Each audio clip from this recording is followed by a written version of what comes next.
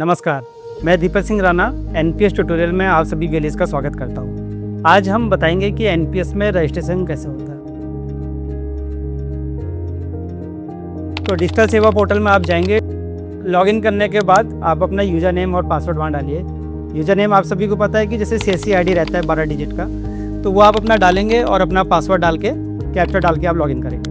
तो अभी CSC के होम पेज में आ गए हो, तो होम पेज पे आप मल्टीपल सर्विस जो अपने यहाँ सब्सक्राइबर पोटेंशियल सब्सक्राइबर को देते हैं, तो वहीं आपको सर्च बार में आपको जाना है। तो सर्च बार में अब जब जाएंगे तो आपको NPS टाइप करना है। तो आपको ऐसे दो ऑप्शन दिखेंगे, वहाँ NPS सर्विस रिक्वेस्ट और नेशनल पेंशन सिस्टम NPS। तो आपको सेकंड ऑप्शन में क्लिक करना है। NPS में जब आप क्लिक करेंगे तो आप NPS के होम पेज में आ जाएंगे। तो यहाँ पे आपको बहुत सारी इन्फॉर्मेशन मिलती है NPS के बारे में। तो NPS में अगर कोई आपको FAQ देखना है, आपको गैलरी में कुछ डाउनलोड करना है, तो आप वहाँ से आप कर सकते हैं। तो अभी रजिस्ट्रेशन के लिए VLE लॉगिन में जाएंगे फर्दर। ये हमारा ट्रांजैक्शनल लॉगिन साइट है NPS का। तो वहाँ जाके आपको NPS के डैशबोर्ड में ऐसे मल्टीपल सर्विसेज आपको दिखेगी, जिसमें कस्टमर रजिस्ट्रेशन है। अगर किसी बच्चे का माइनर का रजिस्ट्रेशन करना चाहते हैं तो वो स्टेप्स है। आपका किसी का खाता खुल गया है और उसमें आपको एडिशनल कंट्रीब्यूशन करना है, तो वो भी आप अपने सेंटर से कर सकते हैं। कैलकुलेटर है, कोई कस्टमर आपके पास आता है, वो जानना चाहता है कि NPS में वो कितना पैसा जमा करे कि उसकी कितनी मंथली पेंशन मिले। अभी हम बात करेंगे सिर्फ कस्टमर रजिस्ट्रेशन के बारे में, तो बाकी की चर्चा हम अभी अपने नेक्स्ट वीडियोस में करेंगे। तो कस्टमर रजिस्ट्रेशन में जब आप जाएंगे तो आपको दो ऑप्शन वहाँ दिखते हैं। तो ये दो CRAs हैं। आपको जानकारी के लिए बता दूं कि दो एजेंसी है जिनके थ्रू रजिस्ट्रेशन होता है NPS में। केफिनटेक है CRA और एक प्रोटीन CRA है। तो अभी के लिए हम केफिनटेक CRA को चूज़ करते हैं। तो केफिनटेक CRA से कैसे रजिस्ट्रेशन होता है वो आपको मैं बताता हूँ। तो केफिनटेक CRA से जब एक बार सिलेक्ट कर लेंगे तो आपके पास दो ऑप्शन नीचे आपको दिख रहे हैं। एक हेल्प बाय DM का ऑप्शन है और एक सेल्फ रजिस्ट्रेशन का ऑप्शन है। तो ये दोनों ऑप्शन का क्या मतलब है कि DM जैसे आप जानते हो डिस्ट्रिक्ट मैनेजर, जिससे जो कि आपका डेली आपकी जो भी इशू रिजॉल्व करता है, अगर वो आपकी हेल्प कर रहा है तो उसको आप सिलेक्ट कर सकते हो, जिसके माध्यम से आप खाता खोल लो।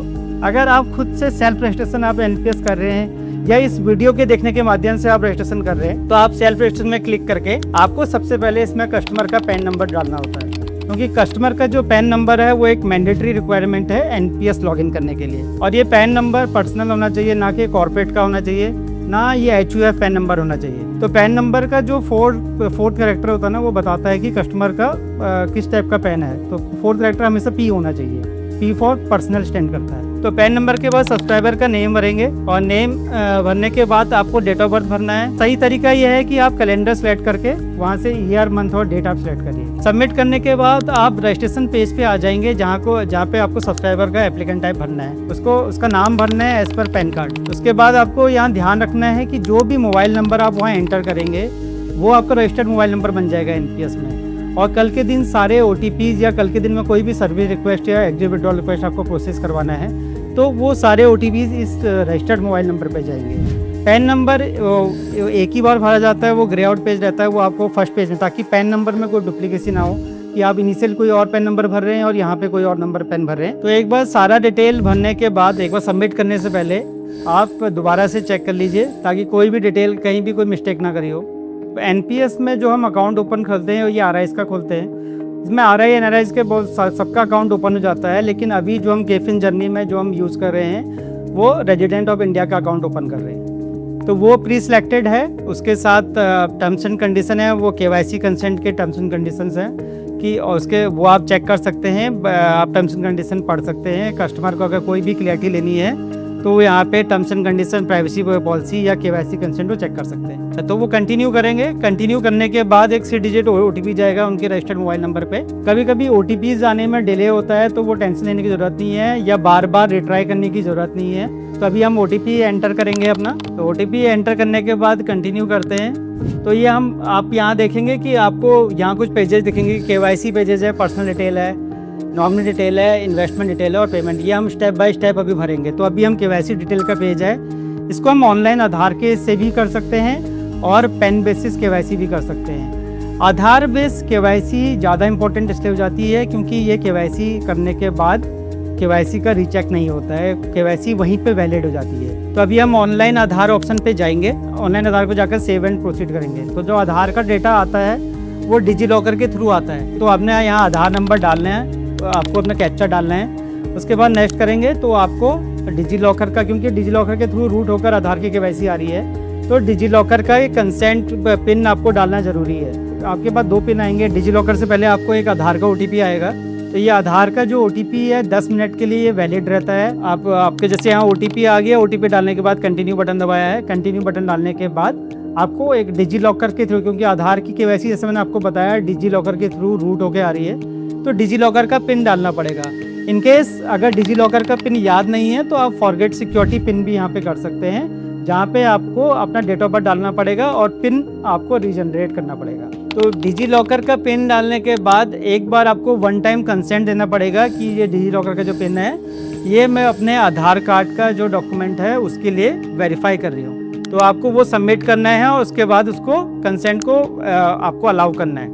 तो आपका जो KYC डॉक्यूमेंट है वो डिजी लॉकर से फैच होकर आ जाती है। जो बेसिक डिटेल है हम आपका डिजी लॉकर से कैप्चर कर लेते हैं। जैसे इसमें कस्टमर का नाम आ जाता है, उसका डेट ऑफ बर्थ आ जाता है, उसका फ़ोटो आ जाता है, उसका एड्रेस आ जाता है। तो आपका ये जर्नी सॉर्ट हो जाती है आधार बेस में। आपको ये सारे जो डिटेल्स है वो भरने की ज़रूरत नहीं होती। अब आपको सेव एंड प्रोसीड करना है यहाँ पे, तो आप सेव एंड प्रोसीड करिए। ये सारी डिटेल जैसा आपने देख रहे हो कि वहाँ से फैच होकर जाती है आधार से। तो इतना टाइम आपके पास बच गया, क्योंकि आप अगर पेन बेस रजिस्ट्रेशन करते तो ये सारा आपको डिटेल 1 बाय 1 मैनुअली फिल करना पड़ता। अब जर्नी को सॉर्ट करने के लिए कुछ हमने डिटेल्स है जो ऑलरेडी फिल कर रखी है। जैसे आपकी नेशनलिटी है वो इंडियन है, और चॉइस ऑफ प्रान है। आप प्रान को दोनों ढंग से आप हो सकते हैं, क्योंकि ये ID और एड्रेस प्रूफ नहीं है प्रान, तो आप प्रान भी अपना चॉइस ऑफ प्रान कर सकते हैं। अगर आप फिजिकल प्रान आप सिलेक्ट करेंगे तो आपके कुछ चार्जेस होते हैं जो एक्स्ट्रा डिडक्ट होते हैं प्रान कार्ड जनरेट करने में। तो इनिशियली आप प्रान मैं सजेस्ट करूँगा कि इनिशियली आप प्रान सेलेक्ट कर सकते हो, और कल के दिन में अगर आपको फिजिकल प्रान की रिक्वायरमेंट है तो अपने NPS अकाउंट में लॉगिन करके आप वहाँ से सर्विस रिक्वेस्ट के अंदर आपका प्रान रीइशू कर सकते हैं। तो ये एक इसमें FATCA डिक्लेरेशन है, जो एक फटका डिक्लेरेशन है। ये बीच में एक इंटरनेशनल कंप्लायंस आई थी जिसमें बताता है कि जो हम टैक्स रेजिडेंट है वो इंडिया के ही है। फिजिकल डिसेबिलिटी एक स्टेप्स है, तो ये नो हमने क्योंकि मान के चलते हैं कि जो कस्टमर है वो कैपेबल है, तो ये नो करके चलते हैं। इन केस आपका कस्टमर आता है जहाँ वो फिजिकल अगर डिसेबल्ड है तो वो आप ऑप्शन सेलेक्ट कर सकते हैं। तो ये जर्नी को हमने सॉर्ट करने के लिए कुछ ऑप्शंस हैं जो बाय डिफ़ॉल्ट हमने टिक कर रखे हैं। अब आपको कुछ पर्सनल डिटेल आपको जैसे कुछ भरनी पड़ती है कि आपका जेंडर क्या है, ये जो ऑलरेडी सिलेक्टेड है। आपका इनकम रेंज आपको देनी पड़ती है, और कंट्री ऑफ बर्थ इंडिया ही है, आपको प्लेस ऑफ बर्थ यहाँ पे सिलेक्ट करना पड़ता है। उसके बाद आधार में कौन सा नेम आएगा वो आप सिलेक्ट कर सकते हो। जैसे आप पैन कार्ड में देखते हो कि सब्सक्राइबर का अपना नाम आता है, उसके नीचे फादर नेम आता है, तो अभी वही आपको प्रिंट करना है या मदर नेम प्रिंट करना है, वो सब्सक्राइबर के पास चॉइस है कि वो कौन सा नेम आधार पर प्रिंट करना चाहता है, वो ऑप्शन को टिक कर सकता है। नेक्स्ट उसको अपना फादर डिटेल, क्योंकि आधार से ये डेटा फैच होकर आ जाता है। मदर डिटेल कस्टमर को भरना पड़ेगा यहाँ पे, और अपना मैरिटल स्टेटस बताना पड़ता है यहाँ पे। ये जो भी स्टार मार्क्स है ये मैंडेटरी फील्ड है। आप ध्यान रखिए कि जब NPS रजिस्ट्रेशन करें तो स्टार मार्क्स जितने भी फील्ड हैं वो सारे फील्ड बनना जरूरी है। उसके बाद रेफरेंस ID ब्लैंक छोड़ दीजिए, ये इसके अभी कोई रिक्वायरमेंट नहीं है, आप सेव एंड प्रोसीड कर सकते हैं। इसके बाद आपका इनिशियल जो रजिस्ट्रेशन है वो कंप्लीट हो जाएगा। तो अभी NPS जर्नी को शॉर्टन करने के लिए नॉमिनी भी एक मिनिमम एक नॉमिनी का ऑप्शन अभी दिया है, तो एक नॉमिनी के साथ भी आगे बढ़ सकते हैं। और कल के दिन अगर किसी कस्टमर को अपना नॉमिनी बढ़ाना है तो मैक्सिमम 3 नॉमिनी तक इसमें वो बढ़ा सकता है। तो उसके लिए एक सर्विस रिक्वेस्ट फॉर्म उसको फिल करना पड़ेगा, और अपना वो जितने भी नॉमिनी वो ऐड करना चाहता है वो कर सकता है। और इवन अभी जो अपने नॉमिनी डिटेल, क्योंकि जैसे सब्सक्राइबर अनमैरिड है तो फादर डिटेल ऑप्शन सेट कर रहे हैं, कल के दिन में अगर नॉमिनी चेंज करके अपना नॉमिनी चेंज करना चाहते हैं तो वो भी कर सकते हैं। तो उनको नाम भरना है, एज भरना है, नॉमिनी का एज रिक्वायरमेंट है तो नॉमिनी का, और उनको परसेंटेज शेयर 100। इसका मतलब है कि कल के दिन मान लो कस्टमर के साथ रजिस्ट्रेशन इन्वेस्टमेंट बैंक के साथ कुछ हो जाता है तो उस केस में जो सारा पैसा है वो उनके नॉमिनी को मिलेगा। तो नॉमिनी अपॉइंट करना मैंडेटरी है। तो ठीक है, अभी नॉमिनी की एज भर दी है, परसेंटेज शेयर हमेशा 100 होना चाहिए जो बाय डिफ़ॉल्ट रहता है। उसके बाद सेव एंड प्रोसीड यहाँ कर सकते हैं। नॉमिनी ऐड होने के बाद नेक्स्ट स्क्रीन आती है जो है स्कीम डिटेल की।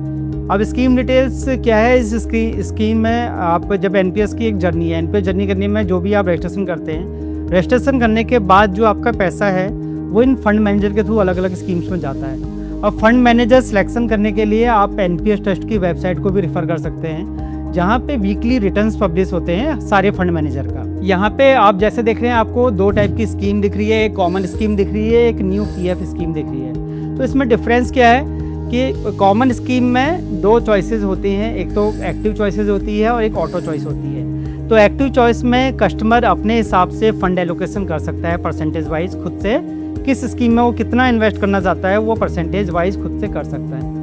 ऑटो ऑप्शन में हमने क्या किया है कि जो कोई अगर कस्टमर ऑटो ऑप्शन सेलेक्ट करता है तो उसकी ये 3 लाइफ साइकिल यहाँ पे खुल जाती है।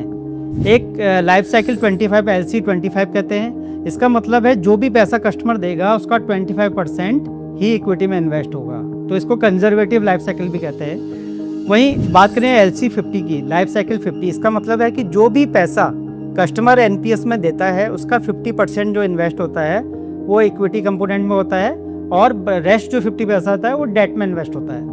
वहीं अगर LC 75 की बात करें तो ये लाइफ साइकिल 75 है। इसका मतलब है कि जो भी पैसा कस्टमर देता है उसका 75% जो पैसा है वो इक्विटी में इन्वेस्ट होता है और रेस्ट 25% डेट इंस्ट्रूमेंट में इन्वेस्ट होता है। तो कस्टमर अपने हिसाब से वो जो भी ऑप्शन है वो सिलेक्ट कर सकता है।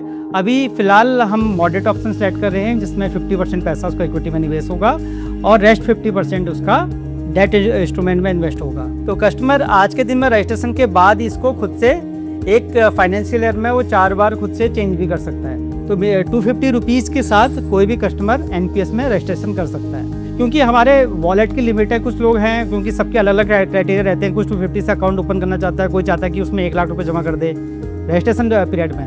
क्योंकि हमारे वॉलेट की लिमिट है तो हम 49,999 तक पैसा लेते हैं। 50,000 रुपये में 1 रुपया कम हम लेते हैं, तो हमारे वॉलेट से एक टाइम पे उतनी पेमेंट पॉसिबल है। तो आप ध्यान रखें जब भी आप कंट्रीब्यूशन टाइप करें तो मिनिमम 250 रुपीज़ और मैक्सिमम 49,999 रुपीज़ हम लेते हैं उसका। ठीक है, एक बार अकाउंट ओपन करने के बाद आप कितना भी पैसा NPS में इन्वेस्ट कर सकते हैं। फंड मैनेजर जैसा मैंने आपको बताया कि अगर आप कोई प्रिफर्ड आपका पेंशन फंड मैनेजर है तो आप NPS ट्रस्ट की वेबसाइट में जाके आप चेक कर सकते हैं उनका रिटर्न और उस हिसाब से अपना फंड मैनेजर आप सिलेक्ट कर सकते हैं। तो इसमें 11 पेंशन फंड मैनेजर है और ये भी बढ़ते घटते रहते हैं जिस हिसाब से PFRDA उनको लाइसेंसिंग देता है फंड मैनेजर के।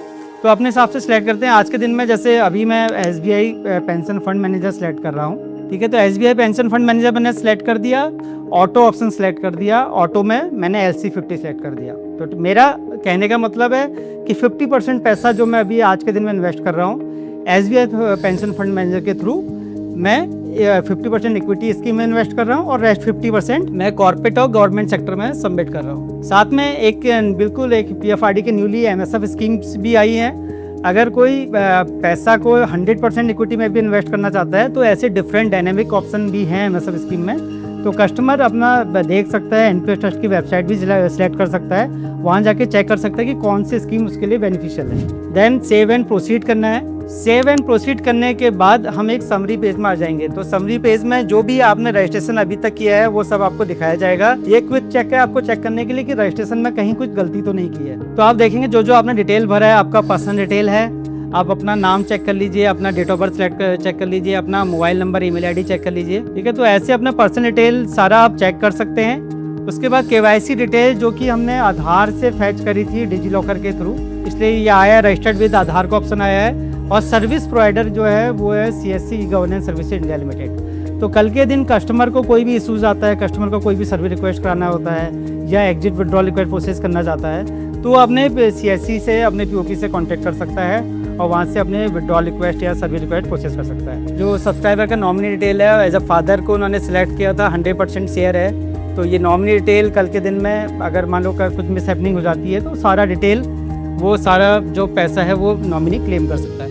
स्कीम जो सिलेक्शन है अभी आज के दिन में LC 50 moderate life cycle select किया है। तो कस्टमर का जो भी इन्वेस्टमेंट है अभी वो SBI फंड मैनेजर के थ्रू ये इन स्कीमों में पैसा जा रहा है। तो मिनिमम 250 रुपीज़ से अभी हमने रजिस्ट्रेशन करा है।